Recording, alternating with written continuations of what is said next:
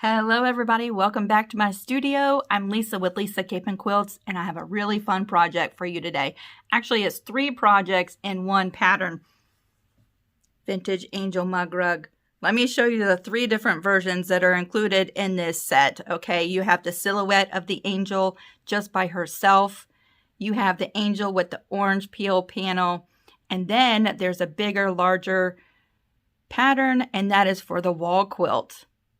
All a silhouette of an angel. And one of the reasons why I called her Vintage Angel is because she reminds me of the little silhouettes that you can sometimes find when you go to antique shops, right? Sometimes I see these and I love them.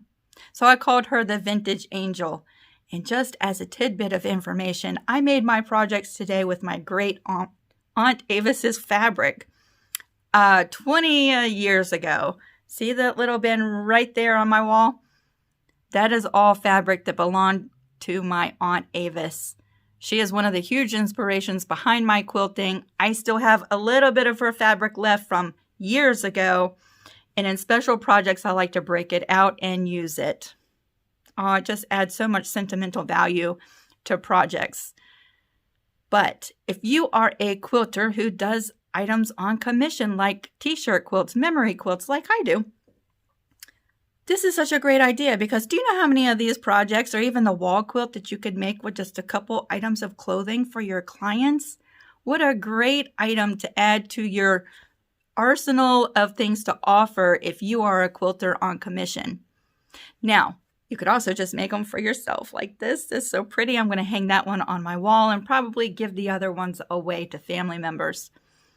Now I have so much to pack in today's video. I'm going to walk you through the basic instructions. I'm even going to give you some tips on how to secure fabric onto a Brother Scan and Cut mat that is old and not tacky. I'm going to give you a tip on doing the binding using the back as your fabric. And I'm going to walk you through quilting one of these projects with you. So grab some paper and a pen, hang tight, even come back and rewatch this video if you need to. But let's go ahead and start making these projects. To get started today, and it doesn't matter which one of the variations of the patterns you are making that comes in this set, the very first thing we want to do is go ahead and prepare our applique. Okay, so we're going to follow the instructions for the type of fusible that you're using. We're going to come over and grab the template page. I'm going to show you here in just a second how to assemble the wall templates. But first we're going to go ahead and prepare the applique for the mug rugs. Okay, you'll see right at the bottom, mug rug templates. Printing actual size will give you the true size of the angel. There's a little 1-inch square box. If you want to just give that a measure, it should measure exactly 1 inch by 1 inch. That'll let you know that you have the true size of the templates.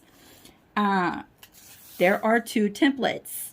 I tried not to make this too confusing, but we as quilters and crafters, we use different kinds of fusible products. So I wanted to offer both. The one on the right is mirror imaged so that you're ready to use a fusible product like Heat and Bond Light. With Heat and Bond Light, you need to mirror image your templates before you trace them. So that's the mirror image. If you're someone who loves freezer paper like I do to do applique, just like this freezer paper to do applique, then you want to trace your templates with the right side up because you actually apply your template to the pretty side of your piece when you're doing applique. So there is the right side up for freezer paper and the mirror image for fusible.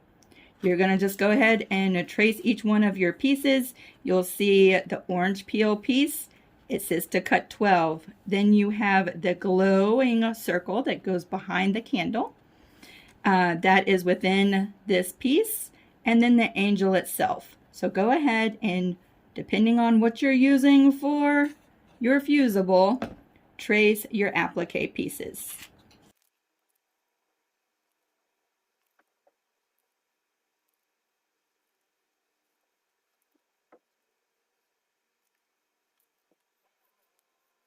So here are my 12 orange peels that I'm ready to apply to the back side of the fabric that I want to use for that. So So we'll put that on the back side, give that a press, and then cut out all of our pieces. I'll repeat the process for the little circle. If you want to add that, that's optional. And then I will go ahead and trace my angel onto the fusible as well and cut her out. Now there is an SVG file for the mug rug templates. If you want to use your cutting machine, grab that SVG file. That's how I'll be cutting mine out here in just a second. And yes, there is no SVG file for the wall quilt because this is going to give us one great big piece. And a lot of people don't have cutting mats like myself that will accommodate a longer piece of applique. This was actually longer than what my mat, my 12 by 12 mat would accommodate. So I did not create an SVG for the wall templates. So go ahead and prepare your applique pieces and then we're ready to move on. If you're making the wall quilt version of this pattern, we're ready to prepare our pieces. Here I have the templates. I'm going to go ahead and just double check to make sure that all the pieces are true to size with this little measuring square. And now we can separate each one of the pieces and tape them together. I'm going to save the little layout just like that over to the side. We have the square. And now for the template, we can cut apart each one of the lettered pieces straight on the line. So you really only need to cut the straight sides that have the little half circle adjoined to them. Just like you see me doing here, going through and cutting each one of these pieces.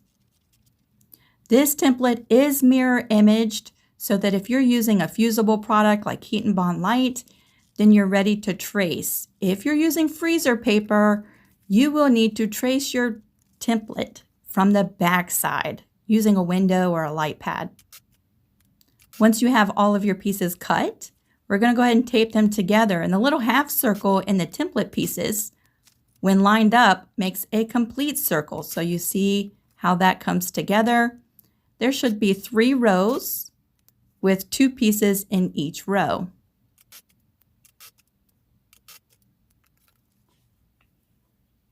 Once you have it taped together, you're ready to trace this using your fusible product. For each one of my projects that I'm making today, I'm going to be using the Heat and Bond Light to do my applique. So I have a great big piece here. I'm going to go ahead and trace the outline of my angel. And one of the reasons why I like Heat and Bond Light is because you can pretty much see most of your template pieces through it without using a window or a light box. I can just see that outline of the angel and I'm just tracing all the way around.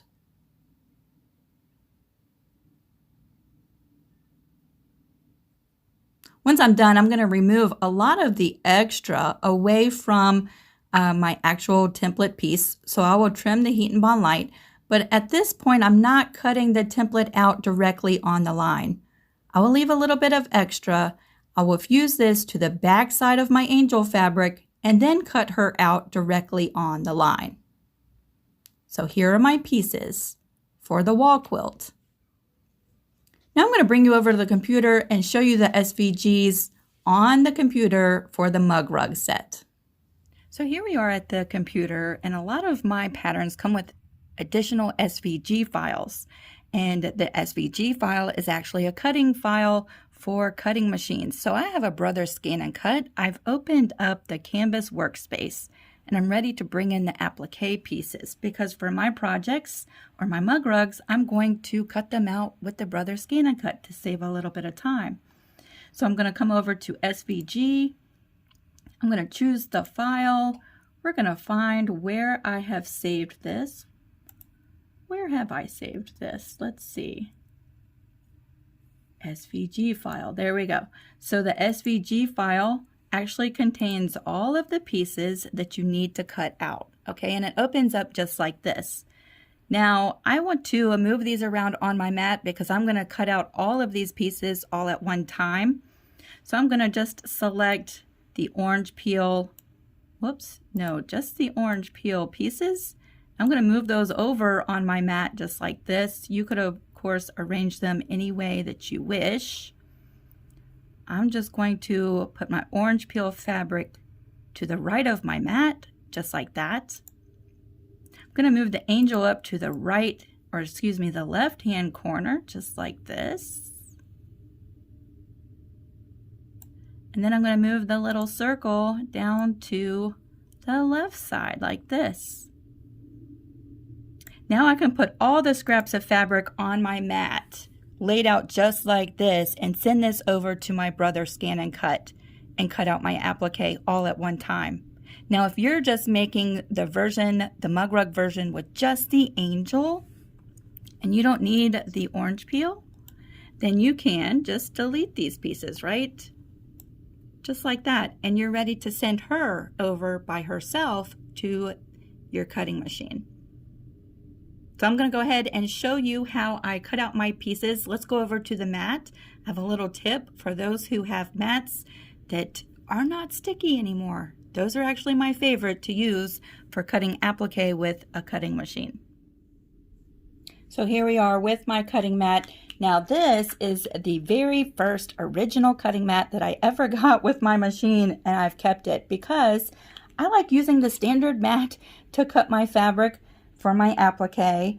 There are special less tacky mats if you want to purchase those, but I just get the standard mats and I use them until they're not tacky. This is my very first mat, and it has a little bit of tack in places, but not very many. You'll see it has little scraps, pieces of thread, and all of that I leave right on there because it doesn't grab my fabric applique and it comes off so easily. I'll show you.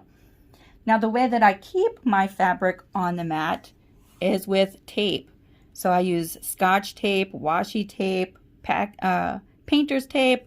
More so though, I use packing tape, and I'll show you how it works.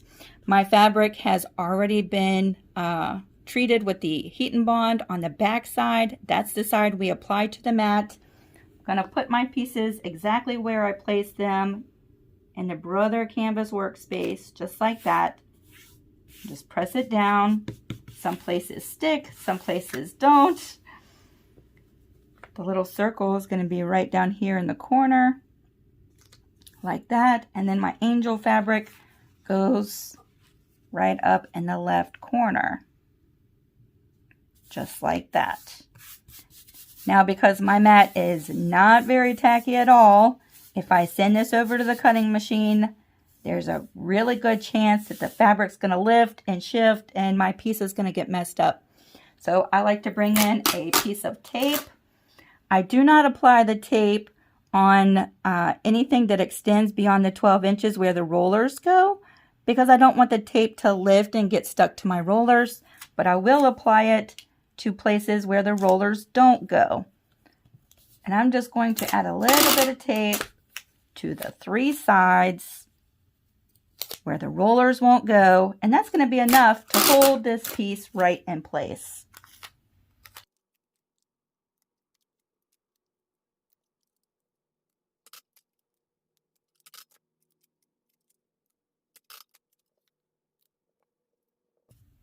Now just press it right onto the fabric. It does not extend into the fabric very much, just enough to really grab that fabric. And now we're ready to bring this over and cut out our pieces. So here we are at the cutting machine. I've brought over my design and I'm ready to go ahead and cut out my pieces. Make sure to test your settings before you get started. You might need to change the pressure or the speed or the blade, and then you're ready to get started. So we're going to hit cut and the green button. Now I am going to fast forward this part because it's going to take 2 minutes to cut out all of my pieces. I wanted you to see the process, but we don't really have to sit here for 2 minutes watching the whole thing. But 2 minutes to cut out all of these pieces, exactly perfect. That's really awesome, right? So just like that, it has finished cutting. I'm going to show you how I removed the extra fabric and we're ready to start fusing these pieces onto our project tops. So here's our mat. I'm going to just pull on this tape. It should lift off pretty easily, just like that. Just like that. You can even grab your fabric and pull the tape up with it. Just like that. And here's my angel. Isn't she pretty? We can grab the fabric for our orange peel if you're choosing to do that piece. Just grab that tape right off the mat. And then our little circle is right down here. So this is how I reuse my mats over and over again. I have a little thread that did not cut. Let me just clip that. I probably need a new blade. But yeah, I invest in new blades more than I do my cutting mats. I have a newer mat for my paper stuff, and I have a brand new mat that I have not even used yet that I'm just holding on to. But yes, I keep reusing my mats over and over again. I'd rather invest in the blades or more pretty fabric, right? So here are my pieces, and we're ready to applique them right into place on our project. But you can see, because this mat is not sticky, the pieces just lift off really easily. Just like that. Put the heat and bond on the back. Now we're at the stage where we can fuse down our applique. So if you're just doing the version that just is the angel without the orange peel, prepare your top and fuse down your angel, and that's it. If you're doing the orange peel side panel, you need to join these two pieces right in this seam with a 1/4 inch seam allowance and press that. If you're doing the wall quilt, prepare just your top, your large angel piece, and you're fusing that to the large top, right? So I thought I'd bring you along and show you fusing down the orange peel pieces, because this is probably the most time-consuming part of the project if you're doing this version. So I have my angel here. I'm just going to try to center that within this piece, keeping in mind we're going to be using the back as our binding, so that will come over the top just a little bit, and it will come over the side on the left just a little bit. So keeping that in mind, I'm going to go ahead and fuse her down into place. Oops, I forgot the little circle. Hold on a second. Okay, we don't want to forget about that. I'm going to place that right in here. Just like that. She's going to go under the candle in the face just a little bit. And now I can fuse those pieces. The orange peel pieces are just sitting there for a second. I'm going to be really careful not to touch any of those with my iron.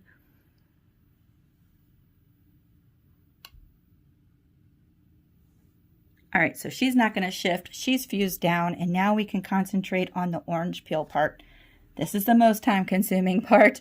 But again, you want to keep in mind that the back is going to come over the front as you're binding.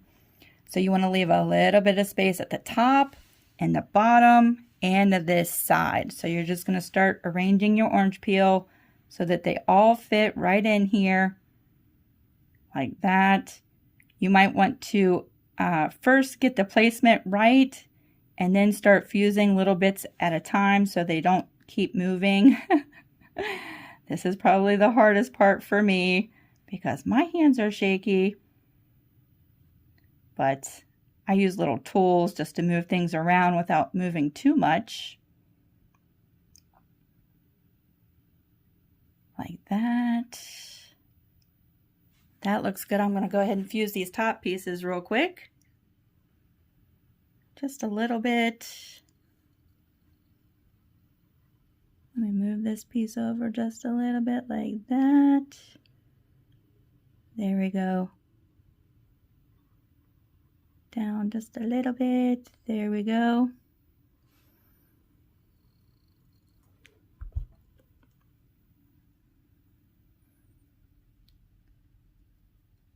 Like that.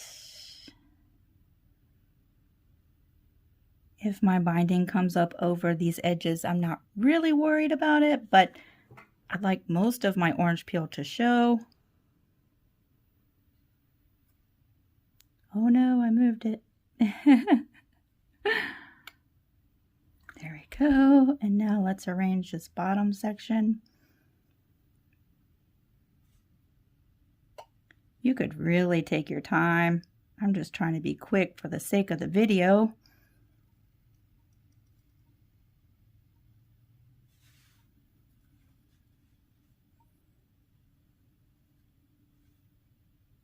Like that. And like that. There we go. I think that looks good. I'm going to hit that with my iron before anything moves. And now we're ready to fuse them completely down and layer our project.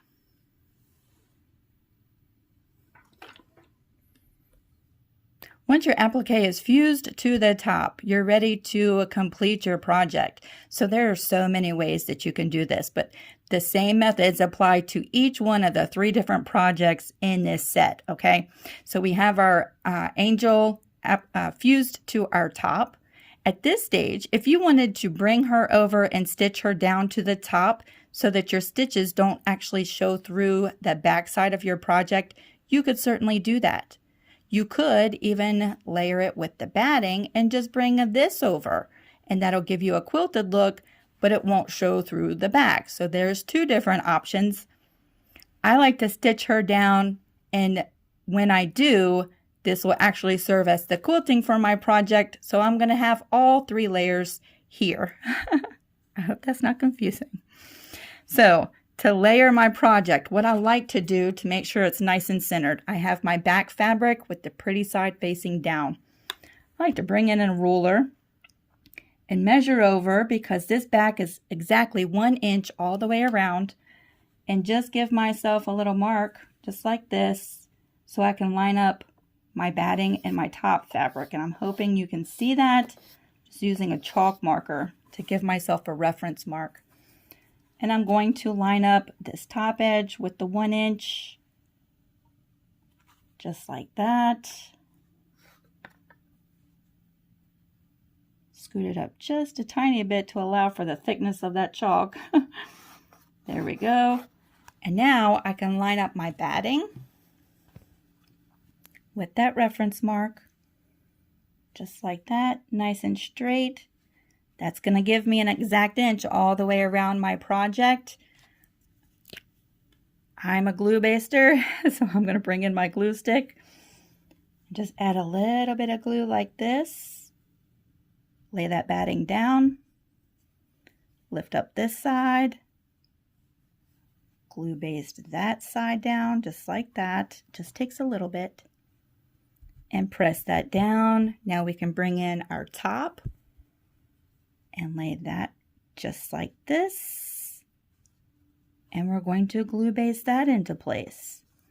You can use pins if you want. You don't have to use the glue. Just like that. And we're going to dry this glue with a good hot iron, so we're not bringing any wet glue over to the sewing machine. But now I don't have any pins getting in my way when I'm doing all of my quilting or stitching. Now the instructions say to bring your piece just like this over to the sewing machine and do your stitching or your quilting. Let me dry this while I'm talking. So that is an option. Bring it over just like this, stitch down your angel, do any quilting that you want to do, and then come back and do your binding. For me, have you ever noticed when you did it that way though, that sometimes the quilting or the stitching will draw your binding fabric, your extra back fabric, a little wonky, right? So I'm going to show you an alternative way. We're going to go ahead and fold this binding up and bring the whole thing. It'll look like it's finished, but it won't be. We're going to go ahead and do our binding now, because look how nice and straight and square everything is still at this point. So I'm going to go ahead and fold my binding right over and do this part of my binding now.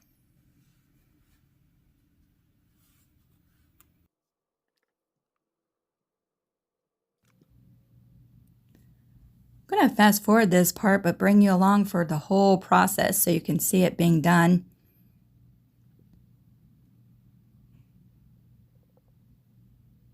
We're going to start on the sides and glue them right in half. So we glue down the binding in half on itself right to the edge of our quilt. And then we glue it one more time and bring that portion right over top of our quilt, drying the glue with our iron. Then we can do the top and bottom, and I like to do my corners first, folding them over 90 degrees, and then fold that binding in half, press that, and then fold it right over top of our quilt and glue base that right into place. You could, of course, cut your backing exactly to the size of your project and then do a traditional binding where you're not using the back as your binding if you wanted to do it that way too.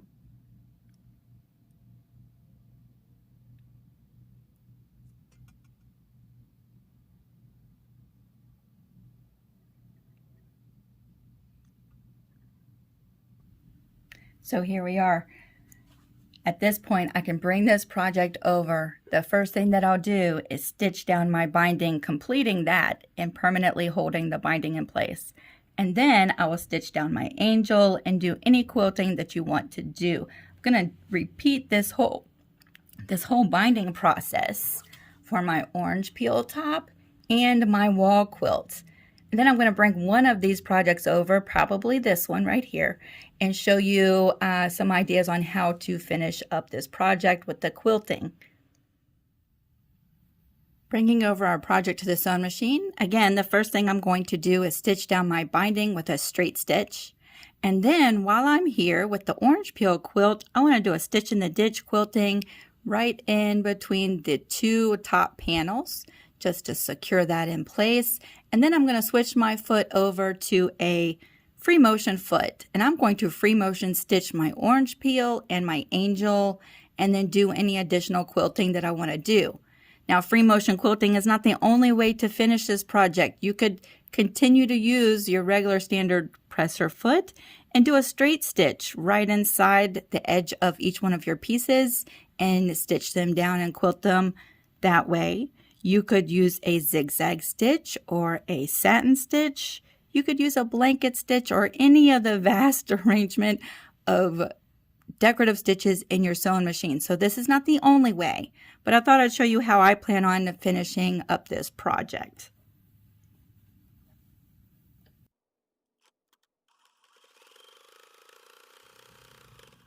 Again, to save a lot of time in this video, I'm going to fast forward through this process, but bring you along for the whole thing. Starting with the binding, I'm going to do a straight stitch and sew that down.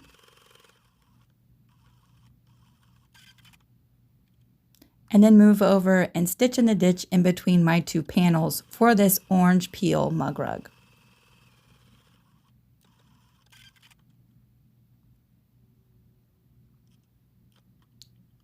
Now I'm going to switch over to my free motion foot and I'm going to stitch down all of my applique pieces, starting with the orange peel.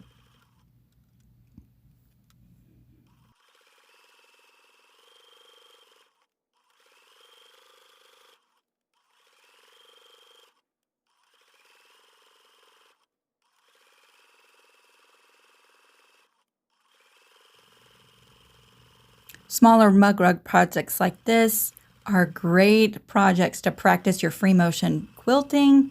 So if you have not started doing this, I highly encourage you to switch over your feet, bring over a mug rug, and practice.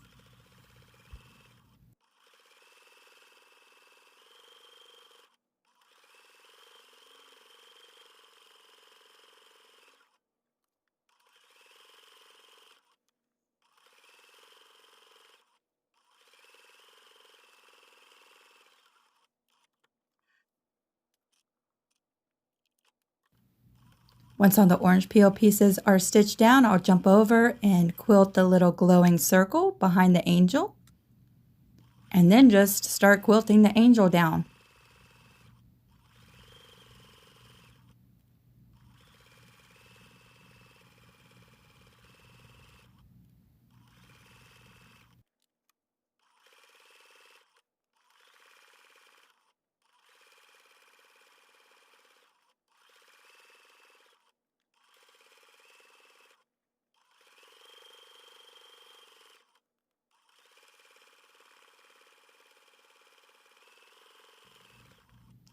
Now on this particular mug rug, I am going to do a small meandering stitch in the background. So I'll start right in this area in between the candle and the angel, and then I'll jump over and finish quilting in the background around the angel. Being really careful since we've already done the binding and brought that over to the top. I'm just being careful not to stitch over onto the binding. But the awesome thing about doing it this way is that once you've quilted it, you're done. There's no more binding to add. We've already done that.